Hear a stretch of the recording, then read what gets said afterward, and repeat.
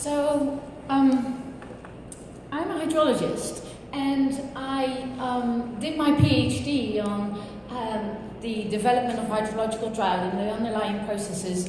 And when I was looking for, I studied different case studies around Europe, really nice to look at different areas around with very different characteristics. But what I found is that there's these nasty things called humans that really influence the hydrology in many of my catchments. Well, for example, we build dams, we canalize rivers, we extract a lot of water for irrigation, and that was like messing up my analysis. So what I did, I got rid of that, so I was really happy. Like, I developed this method to get rid of the effects of humans, so I could study the natural processes in these catchments.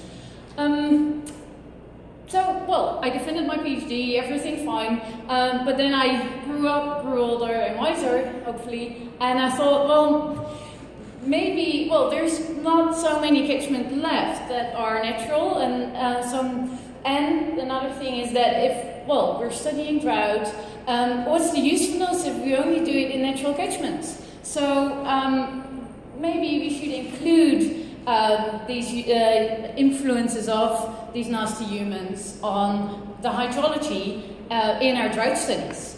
But, since I'm a hydrologist, I cannot do that alone, and I need, hopefully, your help and the help of a lot of other people to be able to actually study that. So, this is basically what we know about drought in terms of the natural processes. So hydrological drought develops from climate variability and everything that basically happens in the catchment. But it's basically, the picture is a bit more complex. And there's these human influences, human activities that influence drought development, but there's also impacts of the drought on society, and there are responses from society on this drought, and that then again changes the impact of society on the hydrological processes. So it's a bit more complex. Since I'm a physical scientist, I want to study this, but I need some data to actually do that.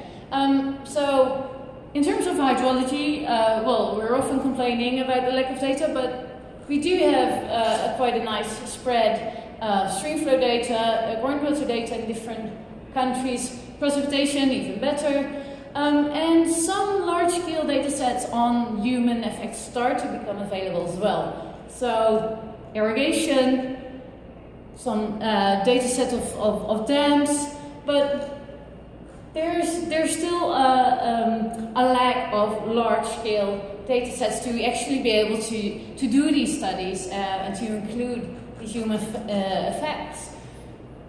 Also, it's not only, when we're only looking at large scale, we're missing some important information.